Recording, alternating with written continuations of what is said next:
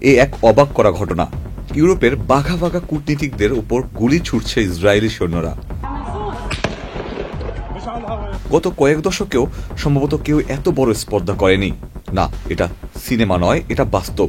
এবং এই ঘটনা ইসরায়েলের কূটনৈতিক ভবিষ্যৎ নিয়ে বড় এক প্রশ্ন তুলে দিয়েছে।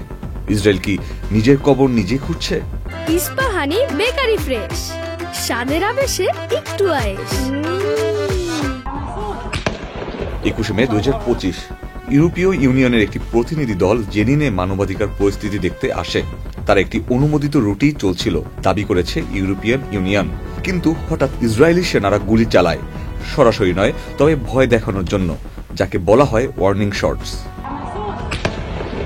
ঘটনার পর ফ্রান্স, ইতালি, আয়ারল্যান্ড সহ একাধিক ইউরোপীয় দেশ তীব্র নিন্দা জানায়। ইসরায়েলি রাষ্ট্রদূতদের তলব করে জবাব চাওয়া হয়।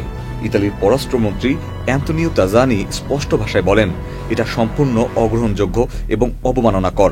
ইউরোপীয় ইউনিয়নের পররাষ্ট্র প্রধান কাজা ক্যালাস বলেন, এ ধরনের কাজ আন্তর্জাতিক কূটনৈতিক আইন লঙ্ঘন। সোজা কথায়, ইসরায়েল এখন কূটনৈতিকভাবে একা হতে শুরু করেছে। যদিও নেতানিয়াহু এই সমালোচনাগুলোকে প্রত্যাখ্যান করেন এবং বলেন যে যারা ফ্রি প্যালেস্টাইন স্লোগান দেয় তারা আসলে ইহুদি রাষ্ট্র ধ্বংস করতে চায়। যদি ইউরোপ ইসরায়েলের বিরুদ্ধে অর্থনৈতিক চাপ তৈরি করে এবং যদি আন্তর্জাতিক অপরাধ আদালতে মামলা গড়ায়, তাহলে ইসরায়েলের জন্য সামনে কঠিন সময় আসছে।